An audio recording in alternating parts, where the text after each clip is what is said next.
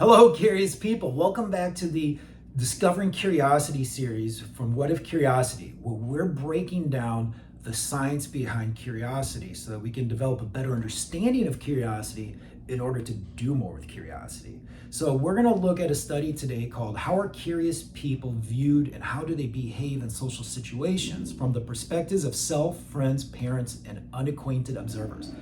This was published by Todd B. Kashtan, Ryan Sherman, Jessica Yarbrough, David Funder. And what I love about this study is the results that the scientists found about curiosity. And the results said that a curious personality was linked to a wide range of adaptive behaviors, including tolerance of anxiety and uncertainty, positive emotional expressiveness, initiation of humor and playfulness, and unconventional thinking, and a non-defensive, non-critical attitude. And again, when you listen to all those things, you go, well, I want it all, right? Who doesn't want any of those things or all of those things? And to think that curiosity, and even more specifically, a curious personality is all it takes to have these things. What if we got more excited about this? And forget excited, but what if we did more? Both institutionally but individually to reap these benefits of curiosity. And that's why I'm so excited to share curiosity-based thinking, the different processes and methodologies that drive curiosity-based thinking, so that as we understand this science and dive deeper into what curiosity is and what it can be, that then instead of just being observers, we can be participants and we can really put it to use for us. But to get back to the topic of this, about the connection between curiosity and uncertainty, just pause and think about that for a second, right? We all face uncertainty. And I love the language they use here, because they don't say, curiosity and getting rid of uncertainty, but just like with anxiety, it's about a tolerance of uncertainty. Which I appreciate, because one, it admits our the reality is that we're going to face times of uncertainty, in learning and at work and in our life. Uncertainty is a part of every day. So not how do we get rid of it, but how do we tolerate it, right? So when uncertainty hits us, how do we maybe not get anxious, but then embrace it, or get excited about it, or look for the opportunities in it. And again, these sound like, oh, wouldn't that be wonderful? It sounds all cliches and rainbows and unicorns. But what if it doesn't have to be? We have the evidence here that curiosity is a gateway to being better at tolerating these times of uncertainty. So, all right, so we know that's that. Now, how do we put it to practice? Well, again, this is where curiosity-based thinking comes in.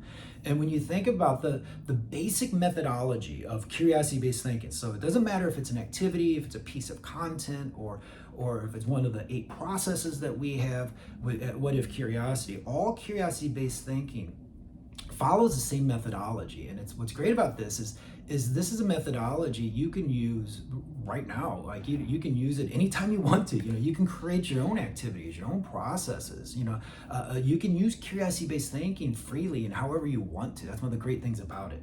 But at the basis of the curiosity-based thinking that I developed is a step, 4 different steps, starting with curiosity, right? So what is curiosity-based thinking, and how can I use it to better tolerate uncertainty? Well, the first step is all about curiosity. So whatever it is to get curious. And again, the easiest way is asking what if, what if this were the case, or what if that could happen? There are myriad ways to get curious, and I'm here to help you with that.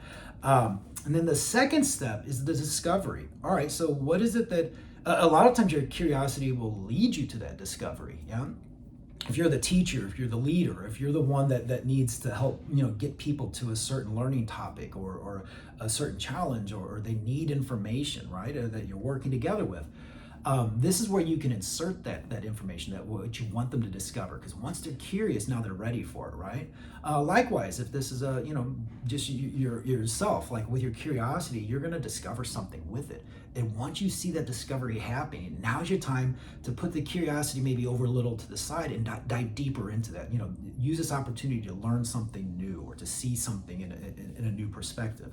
And speaking of which, that takes us to the third step of reframing. So what you do with reframing, now that you've gotten curious and you've got this this journey has begun, and you've done some discovery and you've learned something new. How can you reframe what you've learned and what you've discovered in a new way, a strange way, a different way, going back to that intermediate level of cognitive incongruity, right? Now that you think you know what you know, how can you twist it just a little, or put it off, or put it where it doesn't belong, so you can discover something even more about it? And maybe not even something about, discover something about it, but discover a new way to apply it, or a new way to use it.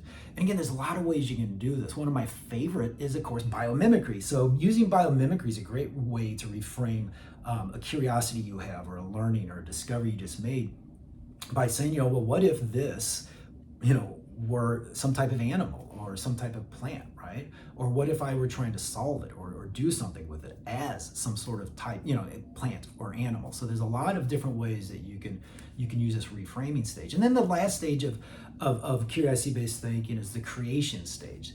That now that you've gone through this process to this point, that you're going to create something with it, to not just demonstrate your learning, but take ownership of it, right? And again, this can be something as simple, it could be something as simple as a haiku, right? Or it could be a sentence, or it could be a picture, or it could be the solution to the problem. It really doesn't matter. And one creation may lead to other creations.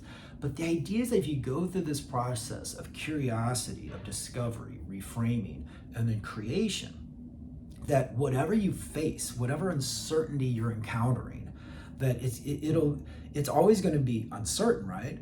But and I'm kind of hesitant to use this word, but in the very least, it'll be productive, right? So instead of being uncertain and just scared or anxious and back away and become unproductive, approaching uncertainty with curiosity-based thinking can help put you on your toes, and help you not only tolerate that time of uncertainty, but actually get something out of it. And actually get two things out of it, right? One is you get some sort of insight, innovation, and creation.